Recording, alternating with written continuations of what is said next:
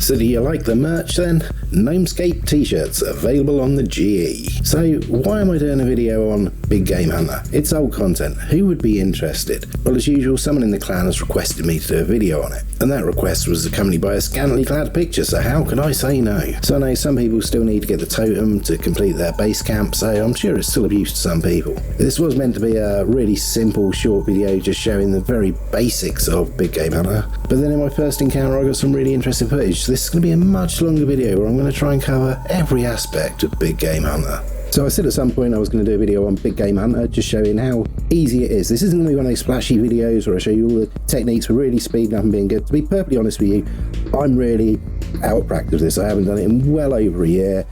So I'm going to be rusty, which is quite good because I just want to show you how you can take it easy and you should easily learn to skin a dino. Now I'm starting at the Arcane Apo Pterosaur, I believe it's called, which is the lowest level dinosaur. It's level 75 Hunter and I believe it's 55 Slayer. So let's get started. First thing to do is we need some raw shark for this, which we pop on. Right, I've spawned right next to long grass. This is perfect because now I'm crouching down, I'm perfectly safe, and I can have a look around. The first thing to watch the route the dinosaur takes. Normal dinosaurs walk around the arena in a circle. They walk at the same pace that we run. So if you're behind them, it's quite hard to catch them, and if you're ahead of them, you might need to run or surge. Sometimes you will get a dinosaur that acts more like a billiard ball. It will walk in a straighter line until it encounters an obstacle, in which case it will change direction. I like to call these zigzagosauruses. These are much less predictable and can catch you out if you're not aware of this. To do a perfect hunt, you will require 7 logs, 3 vines, and then the poison of free frog. Why I say a perfect hunt is if you choose the wrong frog, it will do lower damage. If you get the perfect frog, each frog will do 30k damage. 3 frogs will kill the dino straight out. So if you're really struggling, I would suggest bringing some frog repellent with you. This will remove one of the wrong frogs from the arena. If you also have the tier 3 Hunter Lodge, that will remove an extra frog, meaning that there's only 1 frog left, so you know you've got the exact frog. These frog repellents can be bought for 10 marks from the Hunter shop on Anachronia. So you're going to need to get some marks, but I suggest getting some marks anyway,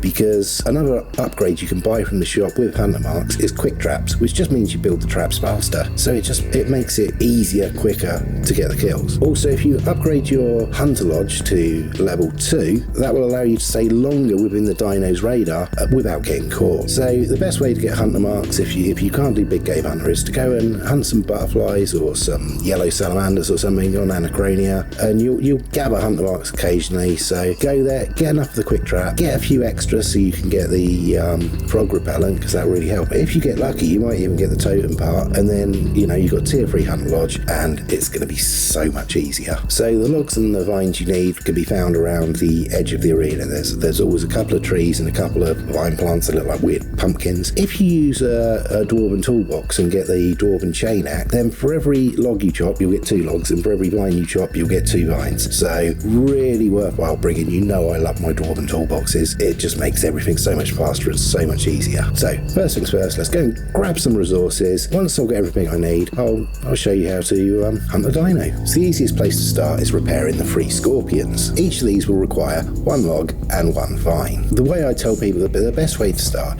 is just to follow the dinosaur around. Hopefully it's a Circulosaurus, so it's easier, and if you just follow it around and then once it's past a scorpion, start repairing it, and then you've got loads of time to do it, because that dinosaur's going to have to go all the way around the arena to catch you back up. So as soon as you finish repairing it, just carry on in the same direction as the dino, move on to the next one, repair that, and carry on around to the 3rd one. Now this is important, I tell everyone this: discretion is the better part of valor. Don't be thinking, oh yeah, look at my progress bar, it's going so quickly, I'm easily going to get this done before the dino catches me. Nah, that is how you get caught. If the dinosaur is starting to come to where you are, just walk away, get somewhere safe, wait for it to pass, come back and finish off the repair, because generally you will get caught because you get a bit too cocky and think, yeah, I can do this. Now sometimes you get really lucky, like here, I've got a patch of long grass right next to a scorpion, so it's so easy to just sit here, repair it, and then, well, why not just arm it while I'm here as well, because I'm perfectly safe with the long grass. There are other techniques you can do to speed it up, but I won't waste time going too much into them. One thing I like to do is go around in the opposite direction of the dinosaur, because if you go in the opposite direction, especially if you use surge between the scorpions, you're in its radar for such a small amount of time, there is no chance of getting caught. Sometimes also, if you don't have long grass in a convenient place, you can just stay to the outside of the arena. Just keep far enough out that the dinosaur doesn't actually come out to where you are, and then just nip in and repair it and nip back out if you have to. So after that, the next best thing to do is to arm them. So for this you need 3 logs that have been fletched and then tipped with the poison frogs. This is basically exactly the same as doing the building the scorpions, except it's quicker. So, you know, if you build the scorpions, you should have arming them no problem. And the third and final bit of infrastructure you need to build is the bait pad. This is located right in the center of the arena. Now, if you've got a single Circulosaurus, they tend to stay so wide around the arena that at some point there is always a bit of the bait pad you can get onto. So sometimes you might go onto the north side, some to the south side, just move, just look at where it is, and you can just always stay safe, and it shouldn't be too hard to repair. And the final thing is placing the bait. Now this is super easy because you place the bait so quickly, you can just literally run in while the dino's there. It doesn't matter if it starts going through the yellow and the orange and stuff like that. If you click on it, as long as it doesn't stand on you, you will get that bait placed and you will skin the dino. Something I forgot to mention earlier when I was saying about how a dinosaur moves is, yes, a Circulosaurus will just carry on going round and round in a circle until it temporarily pauses. When it temporarily pauses, its radar switches off, and then when it starts to move again, it will go around in the opposite direction. When you are dealing with tier 2 or tier 3 dinos, there is also a random event where Jidinkos can spawn. When this happens, the dinosaur will also pause and then take a beeline directly to the Jidinkos. Once it has captured the Jidinkos,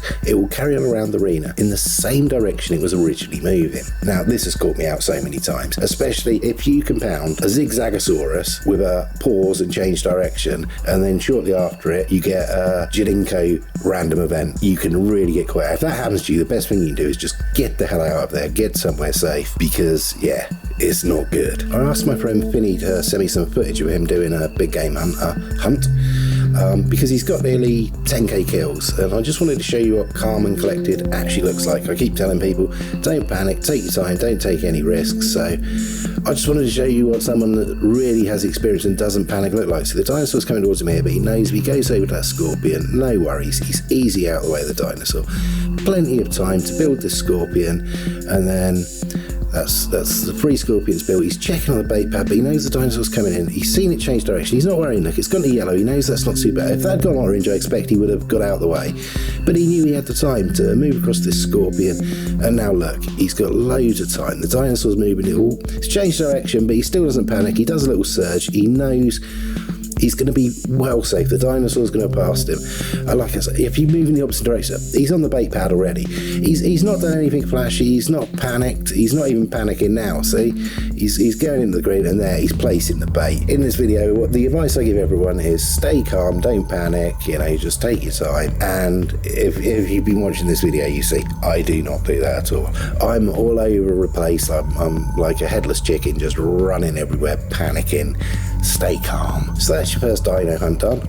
Well done, you skinned a dino. But what if you get a multiple spawn, a double, or a triple? How do you deal with that? Well, the first thing to say is, if you get a double, the best thing about getting a double is, once you eventually manage a double, single dinosaurs seem really easy. Best thing to say about triples? Expect to fail. The best advice I've been given about dealing with doubles or triples, again, came from my friend Santos, and he said, when you're in that situation, the best thing you can do is build the bait trap first. The reason for this is, 90% of the time, you are going to get caught building the bait trap. So you're better off doing it in the first minute of the hunt rather than 10 minutes into the hunt. You're going to be less pissed off if you get caught after a minute. If you get caught after 10 minutes, that's when the mouse flies across the room. Not that Santos would ever do that. He doesn't even own a mouse. And he's better at PvM than me. How? With a mouse pad? Just don't get it. The good thing about dealing with a multiple dinosaur hunt is that they tend to stay around the center of the arena. So gathering resources is not really a problem. The trees and the vines are generally untouched. If you're going to do the bait pad first, all you need to do is have one log and just, you know, scope the place out. As I said at the start, you want to find yourself some long grass or somewhere safe to stand and just watch the pattern the dinosaurs walk in. Try and work out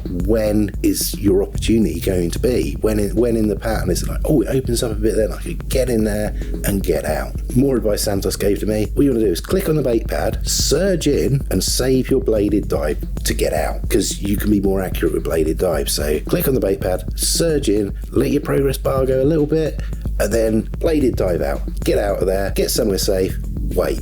Let your abilities go on cooldown so that you can use them again, and then go in again a little bit at a time. It's basically the only way to do it.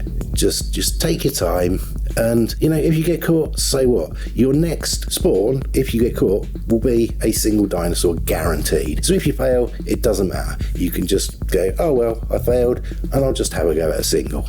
I can do that. I've done that already. So this is new. You can now go into pre-cam while you're in a rest mode. It's a shame you can't do a few other things, like plop trees, fletching, make potions, stuff like that, because you get some interesting shots. But anyway, I digress. Speaking about interesting shots, in the video you might notice that a lot of the time I'm up really close so I get a good image. That's because I'm doing something on YouTube.